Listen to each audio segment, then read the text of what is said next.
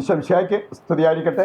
ജീവിത വിജയത്തിന് ആവശ്യമായിട്ടുള്ള കാര്യങ്ങളെക്കുറിച്ച് നാം വിചിന്തനം ചെയ്യുന്നു. അതിൻ്റെ ഭാഗമായിട്ട് ഇന്ന് നമ്മൾ ധ്യാനിക്കുന്നത് രണ്ട് കൽപ്പനകൾ. ഈ രണ്ട് കൽപ്പനകൾ ചേർന്ന് പോകുന്ന കൽപ്പനകളായതുകൊണ്ട് രണ്ട് കൽപ്പനകൾ ചേർത്ത് നമ്മളൊരു വിചിന്തനം നടത്തുകയാണ്. 7-ാം കൽപ്പനയും 8-ാം കൽപ്പനയും. നമുക്കറിയാം 7-ാം കൽപ്പന പുറപ്പാട് 20:15 വായിക്കുമ്പോൾ അവിടെ പറഞ്ഞിരിക്കുന്നത് മോഷ്ടിക്കരുത്.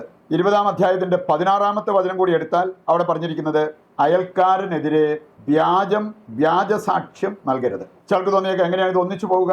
നമുക്കറിയാം മോഷ്ടിക്കുമ്പോൾ അന്യൻ്റെ സമ്പത്താണ് മോഷ്ടിക്കുന്നത്. പക്ഷെ വ്യാജസാക്ഷ്യം പറയുമ്പോൾ അന്യൻ്റെ സൽപ്പേരാണ് നമ്മൾ നശിപ്പിക്കുന്നത്. സമ്പത്താണെങ്കിലും സൽപ്പേരാണെങ്കിലും അത് ഗൗരവമുള്ള ഒരു പാപമാണെന്ന് ദൈവത്തിൻ്റെ വചനം നമ്മെ പഠിപ്പിക്കുകയാണ്. അതുകൊണ്ടാണ് മോഷ്ടിക്കരുത്, അയൽക്കാരനെതിരെ വ്യാജസാക്ഷ്യം പറയരുത് എന്ന് കർത്താവ് നമ്മെ പഠിപ്പിച്ചിരിക്കുന്നത്. എനിക്കറിയാം, ഒരു ധനിക കുടുംബത്തിലെ ഒരു പെൺകൊച്ചിനെ കുറിച്ച് പറഞ്ഞൊരു കാര്യം. അവർ ധനികരാണ്, ജീവിത സൗകര്യങ്ങളെല്ലാം ഉള്ളവരാണ്.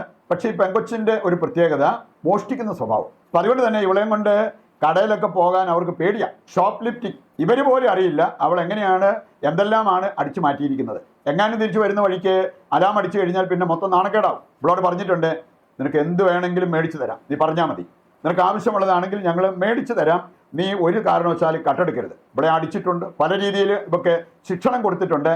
എന്നാൽ ഇവൾ ആ ഒരു പ്രവണതയിൽ തുടരുകയാണ്. പിന്നീട് അവരുടെ പ്രാർത്ഥനയും അതുപോലെ തന്നെ പരിത്യാഗ പ്രവൃത്തികളും കൊണ്ടായിരിക്കാം കുറച്ച് കഴിഞ്ഞപ്പോൾ അവൾക്ക് മാറ്റം വന്ന് അവൾ നല്ല ഡീസൻറ്റ് വ്യക്തിയായിട്ട് മാറുകയും ചെയ്തു. മോഷ്ടിക്കുന്ന പ്രവണത ചിലരെ സംബന്ധിച്ചിടത്തോളം ആവശ്യമായിട്ടല്ല, എന്തെങ്കിലും ആരുടെയെങ്കിലും വസ്തു കണ്ടു കഴിയുമ്പോൾ ഇവർക്കും വലിയ ഉപകാരമൊന്നും ഉണ്ടാകണമെന്നില്ല, എങ്കിലും അത് അടിച്ചു മാറ്റും. അങ്ങനത്തെ ഒരു വൈകൃതമുള്ള വ്യക്തികളെ നമ്മൾ കണ്ടെത്തിയെന്ന് വരും. പ്രിയപ്പെട്ടവരെ, ആ ഒരു അവസ്ഥ കർത്താവിന് മുമ്പിൽ കൊണ്ടുവന്ന് പ്രാർത്ഥിച്ച് നമ്മൾ അതിൽ നിന്നും മോചനം പ്രാപിക്കണം. കാരണം ഇതൊരു തെറ്റായ ഒരു പ്രവണതയാണ്, അതുപോലെ തന്നെ കൽപ്പനകളുടെ ലംഘനമാണ് എന്നുള്ളത് കർത്താവ് നമ്മെ പഠിപ്പിക്കുന്ന കാര്യമാണ്. നമുക്കിതിൻ്റെ വെളിച്ചത്തിൽ മനസ്സിലാക്കാൻ പറ്റുന്ന ഒരു പ്രധാനപ്പെട്ട കാര്യം, അല്ലെങ്കിൽ ഇതിൻ്റെ കാതലായ ഒരു സന്ദേശം എന്ന് പറയുന്നത് സത്യവിരുദ്ധ കാര്യങ്ങൾ അരുത്. സത്യം വെടിഞ്ഞുള്ള അല്ലെങ്കിൽ സത്യവിരുദ്ധമാകുന്ന കാര്യങ്ങൾ ഒരു കാരണവശാലും അരുത് എന്നുള്ളത് കർത്താവ് നമ്മെ ഓർമ്മിപ്പിക്കുന്നു. അത് സംസാരത്തിലാണേലും പെരുമാറ്റത്തിലാണേലും അത് പാലിക്കാൻ നമുക്ക് സാധിക്കണം. ഒന്നാമത്തെ കാര്യം, അസത്യം നാശഹേതുവാണ് എന്ന് വചനം നമ്മെ പഠിപ്പിക്കുന്നു. നാശം വിതയ്ക്കുന്ന കാര്യമാണ് അസത്യം. സക്കറിയായുടെ പുസ്തകം 5-ാം അധ്യായം അതിൻ്റെ 3-ാമത്തെ വചനവും 4-ാമത്തെ വചനവും ഈ കാര്യം നമ്മളെ പഠിപ്പിക്കുന്നുണ്ട്. 3-ാമത്തെ വചനം പറയുന്നത്, മോഷ്ടാവും കള്ളസത്യം ചെയ്യുന്നവനും ദൈവസന്നിധിയിൽ നിന്ന് വിച്ഛേദിക്കപ്പെടും. ഈ രണ്ട് കാര്യങ്ങൾ ദൈവവുമായിട്ടുള്ള നമ്മുടെ കണക്ഷൻ വിച്ഛേദിക്കുമെന്ന്. സക്കറിയ 5-ന്റെ 4-ാമത്തെ വചനം എടുത്താൽ അവിടെ പറഞ്ഞിട്ടുണ്ട്, കള്ളസത്യം ചെയ്യുന്നവന്റെ ഭവനം കല്ലിന്മേൽ കല്ലില്ലാത്ത വിധം തകർക്കപ്പെടും. അതുകൊണ്ട് ഈ പാപം വലിയ നാശം വിതയ്ക്കുന്ന കാര്യമാണ് എന്നുള്ളത് നാം തിരിച്ചറിയണം. സക്കറിയയുടെ പുസ്തകം തന്നെ 13-ാം അധ്യായത്തിന്റെ 3-ാമത്തെ വചനം എടുത്താൽ അവിടെ പറഞ്ഞിട്ടുണ്ട്, വ്യാജ പ്രവചനം നടത്തുന്നവരെ കണ്ടാൽ അവന് ജന്മം നൽകിയ മാതാപിതാക്കൾ തന്നെ ചെന്നിട്ട് അവനെ വധിക്കണം. അപ്പം അതുകൊണ്ട് ഈ പാപം, ഈ വ്യാജ പ്രവചനം അല്ലെങ്കിൽ വ്യാജസാക്ഷ്യം നൽകുന്നത് വളരെ ഗൗരവമുള്ള ഒരു കാര്യമാണ് എന്നുള്ളത് നമുക്ക് മനസ്സിലാക്കിയിരിക്കാം. രണ്ടാമത്തെ കാര്യമാണ്, സത്യം ഉപേക്ഷിക്കുന്നതിൻ്റെ ചില തിക്തഫലങ്ങളെക്കുറിച്ച് വചനം നമ്മെ പഠിപ്പിക്കുന്നുണ്ട്. നമ്മൾ സത്യം വിട്ടിട്ട് വ്യാജം സ്വീകരിച്ചാൽ അതുമൂലം ഉണ്ടാകാവുന്ന തിക്തഫലങ്ങൾ. റോമാലേഖനം 1:25 മുതൽ വായിക്കുമ്പോൾ, അവർ സത്യം ഉപേക്ഷിച്ച് വ്യാജം സ്വീകരിച്ചു. എന്താണ് അവർക്ക് സംഭവിച്ചത്? വായിച്ചു കഴിഞ്ഞാൽ നമുക്ക് കാണാൻ സാധിക്കും, അവർ പാപത്തിൻ്റെ ഒരു കൂമ്പാരമായിട്ട് മാറി അവരുടെ ജീവിതം. യെശയ്യ 26:10 വചനം, സത്യം വെടിഞ്ഞ് വ്യാജം സ്വീകരിക്കുന്നവർക്ക് ദൈവമഹത്വം ദർശിക്കാൻ പറ്റില്ല. പ്രാർത്ഥിക്കാനിരുന്നാലും ബലിയർപ്പിക്കാൻ പോയാലും ദൈവമഹത്വം നമുക്ക് ദർശിക്കാൻ സാധിച്ചെന്ന് വരില്ല. ജ്ഞാനം 1:11 വായിക്കുമ്പോൾ അവിടെ പറഞ്ഞിരിക്കുന്നത്, സത്യം വെടിഞ്ഞാൽ ഈ വ്യാജം പറയുന്ന നാവ് ആത്മാവിനെ നശിപ്പിക്കും. നമ്മുടെ ആത്മനാശം പോലും അതിലൂടെ സംഭവിക്കാം. ജോഷുവ 7:11 വായിച്ചാൽ അവിടെ പറഞ്ഞിട്ടുണ്ട്, നിങ്ങൾ പാപം ചെയ്തതുകൊണ്ടാണ് നിങ്ങൾക്ക് ശത്രുക്കളെ ചെറുത്തു നിൽക്കാൻ പറ്റാതെ പോയത്. ജോബ് 13-ാം അധ്യായം 4-ാമത്തെ വചനം പഠിപ്പിക്കുന്നത്, വ്യാജം കൊണ്ട് വെള്ള പൂശുന്നവർ വിലയില്ലാത്ത വൈദ്യരായി മാറും. നമുക്ക് വേണമെങ്കിൽ ഇല്ലാത്തതുണ്ടെന്നൊക്കെ നടിക്കാം, കള്ളത്തരം പറയാം. അങ്ങനെ സംഭവിച്ചു കഴിഞ്ഞാൽ വെള്ള പൂശുന്ന വിലയില്ലാത്ത വൈദ്യരായിട്ട് മാറും എന്നാണ് വചനം പഠിപ്പിക്കുക. സങ്കീർത്തനം 5:6 വായിച്ചാൽ അവിടെ പറഞ്ഞിട്ടുണ്ട്, വ്യാജം പറയുന്നവരെ ദൈവം നശിപ്പിക്കും. അതുകൊണ്ട് ഈ തിക്തഫലങ്ങൾ മനസ്സിലാക്കിക്കൊണ്ട് തന്നെ വ്യാജത്തിലേക്ക് പോകാതെ സത്യത്തെ മുറുകെ പിടിച്ച് ജീവിക്കാൻ നമുക്ക് സാധിക്കണം. സത്യസന്ധത നമ്മുടെ മുഖമുദ്രയാക്കി മാറ്റണം എന്നുള്ളത് ദൈവം വചനത്തിൽ നമ്മെ ഓർമ്മിപ്പിക്കുന്ന കാര്യമാണ്. എഫേസസ് 25 പറഞ്ഞിട്ടുണ്ട്, വ്യാജം വെടിഞ്ഞ് എല്ലാവരോടും സത്യം മാത്രം സംസാരിക്കണം. പ്രഭാഷകൻ 4:28 പറഞ്ഞിരിക്കുന്നത്, മരിക്കേണ്ടി വന്നാലും സത്യം വെടിയരുത്, എങ്കിൽ ദൈവമായ കർത്താവ് നിനക്ക് വേണ്ടി പൊരുതും.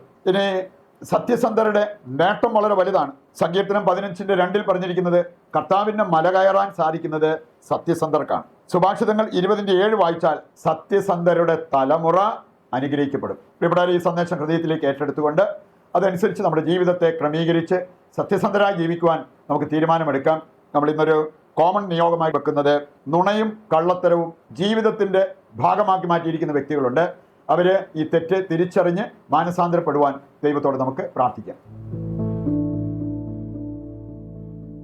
മനുഷ്യൻ്റെ വിജയം ദൈവത്തിൻ്റെ കരങ്ങളിലാണെന്ന് അരുൾ ചെയ്ത ദൈവമേ, അങ്ങേ കൂടാതെ ഞങ്ങൾക്കൊന്നും ചെയ്യാൻ കഴിയുകയില്ലെന്ന് ഞങ്ങൾ വിശ്വസിക്കുകയും ഏറ്റുപറയുകയും ചെയ്യുന്നു. ഞങ്ങളുടെ അധ്വാനം ഫലമണിയേണ്ടതിന് അവിടുത്തെ ആശീർവാദം ഞങ്ങൾക്ക് നൽകണമേ. ഞങ്ങളുടെ എല്ലാ പ്രവൃത്തികളും ദൈവവിചാരത്തോടെ ആയിരിക്കാനും ഞങ്ങളുടെ എല്ലാ സംരംഭങ്ങളും വിജയം കാണാനും അങ്ങയുടെ സഹായവും സംരക്ഷണവും ഞങ്ങൾക്ക് നൽകണമേ. പരാജയത്തിന് വഴി തുറക്കുന്ന അഹങ്കാരവും മറ്റു പാപപ്രവൃത്തികളും വെടിഞ്ഞ് ദൈവാശ്രയത്വത്തിലും പരസ്നേഹപ്രവൃത്തികളിലും വേരുപാകി അടിയുറയ്ക്കാൻ ഞങ്ങളെ സഹായിക്കണമേ. മറ്റെന്തിനേക്കാൾ ഉപരിയായി ജീവിത വിജയം ലക്ഷ്യമാക്കാനും അങ്ങയുടെ സഹായത്താൽ അത് കൈവരിക്കാനും ഞങ്ങൾക്ക് കഴിയട്ടെ. ആമേൻ.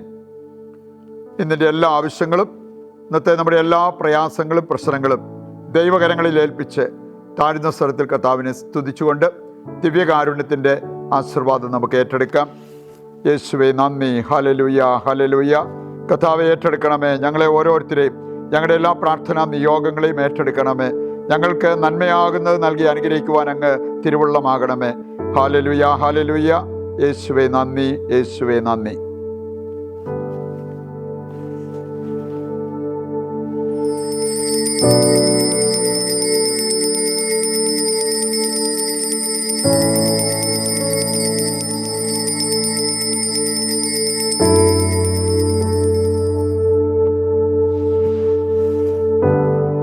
പരിശുദ്ധ പരമ ദിവ്യകാരുണ്യത്തിന് എന്നേരവും ആരാധനയും സ്തുതിയും പുകഴ്ചയും ഉണ്ടായിരിക്കട്ടെ.